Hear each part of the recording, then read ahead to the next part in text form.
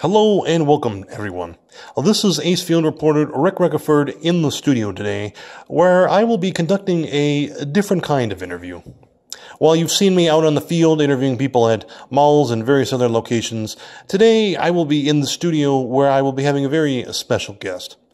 My guest today is the host of his own YouTube channel, which, although it appears not a lot of people are following it, even so, after a year, he's still going strong in his own way. My guest today is Addifyre, which, to protect his identity, will only be using this name instead of his real one. I'd like to start off by saying thank you for being here today. Well, it's great to be here, Rick. So before we begin, I was told by my producers that today is, in fact, your birthday. I'm surprised that your producers knew that, but yes, it is, in fact. Well, happy birthday to you. All right, so to start things off with, my first question will be, why Addifyre? What made you choose that name for your YouTube channel? Well, where I actually found a big inspiration was actually from a couple of YouTubers that I enjoy watching myself. I kind of took a blend of their names and then put my own kind of unique sort of twist on it.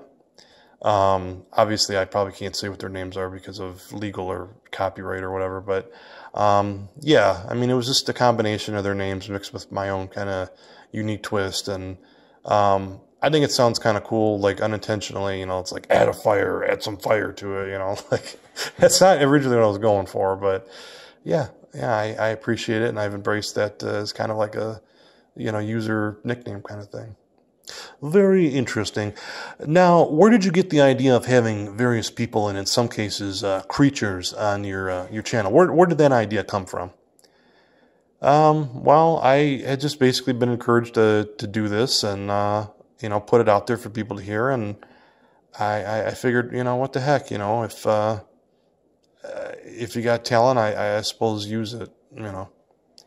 Now, some of these, as you call them, audio theaters, have been hugely successful, while others barely seem to have a single view, let alone any comments.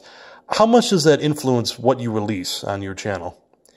Well, it obviously has a huge effect, you know, but I decided to do, at least as of right now, you know, a variety of videos. You know, and some things have obviously turned out very interesting, like you know, like for example, the Mafia Tale videos that I do. Now, at the time that I released those and named those that, I had no idea why those were so popular, and I had, you know, thousands and thousands of views. And it actually wasn't until about probably 6-7 months after I'd done my initial one that somebody had informed me about, you know, that particular series of you know, tales that are out there, and how a lot of people actually thought that it was some work from there, you know, and so it's just interesting how just, you know, naming a video can just get people to follow you, you know, and yeah, I think that's, you know, but yeah, I mean, obviously, you know, the more popular something is, the more I put it out there, but like I said, I try to go for a variety. And what would you say your favorite video is, and why? What's the favorite thing that you've created?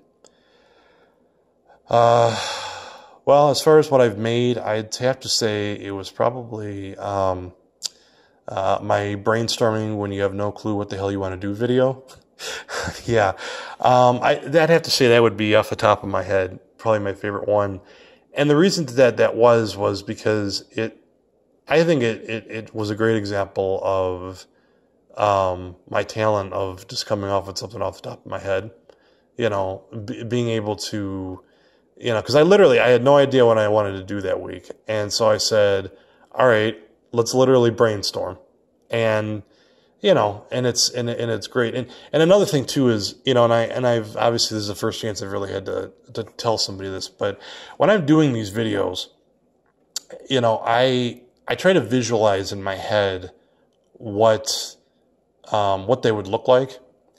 And, you know, that definitely helps with what I'm doing when I'm creating. You know, I'm seeing the actions, I'm seeing the movements, you know, in my head. And, you know, yes, I'm unfortunately not able to really create these visually.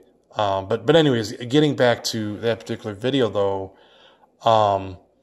you know, I could see that, you know, some real long desk in the middle of some, you know, conference room, you know, in a big, you know, a big office building, and just all these characters, you know, sitting around talking and just being like, you know, I think we should do this. Well, no, I think we need to do that. Well, that was the most popular video, so you know, and it another thing too is I think it was a great example of how of getting, because that was the most amount of people I've had in one room to do these. You know, usually it's just two people talking to each other, or you know, you might get one character then it kind of moves on and it's somebody else. But you know, no, in that case, you know, we had a whole conference room of people. You know, some that were, you know, somewhat well known, other ones that didn't really come up with anything until months and months later.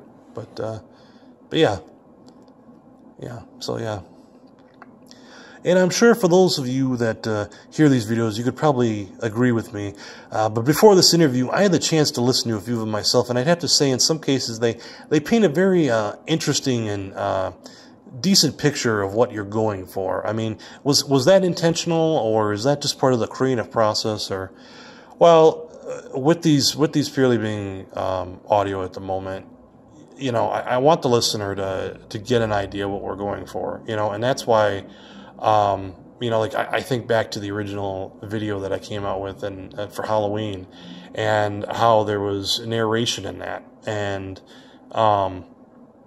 you know, it was describing the actions, because in that case, that was a battle, that was a fight, you know, that you had Darth Sidious fighting Dracula, and it's like, well, how do you describe, you know, what is going on? Because in that case, you know, they're not making noises. I mean, yeah, you know, someone might be like, oh, huh, you know, kind of thing, but that's not describing emotions. And I've always just been more of a detailed individual, like when I'm writing something. And again, that really has to do a lot with the thought process, you know, of when I'm making these things up, you know, because in my mind, I'm doing this because I'm visualizing that one day this could be seen. This could be, you know, something that you find on a, you know, viral video, you know, YouTube channel where, you know, you're able to watch this and not just necessarily always hear it. But yeah, you know, and obviously other people enjoy it too. I've gotten my fair share of likes with some of the videos I've done. So, well, that is all very, very interesting to hear. Let's see here. What else have they? I guess the next question that I have is anything coming up that your listeners could look forward to hearing. Well, I always have ideas going on. The problem is some of them end up a little shorter than I like them to be.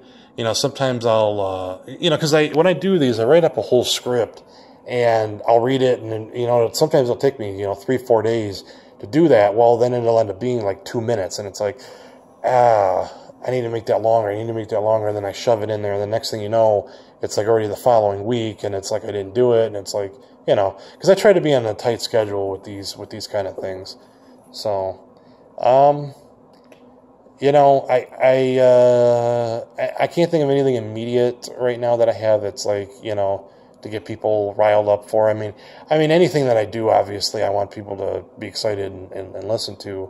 But as far as the really big ideas, I think are going to be in the coming months. But, you know, anything can happen at any time. Anything's possible, you know. So, well, thank you for being with me here today. I appreciate being asked to do this assignment, because I find it very different from some of the other work that the studio has assigned me at times. So yes, I appreciate you coming in, and I thank for all of you that have listened. As a typical YouTube channel, feel free to like, comment, and subscribe, and have a great rest of the day. Thank you for being here with me. Oh, yeah, no, it was my pleasure.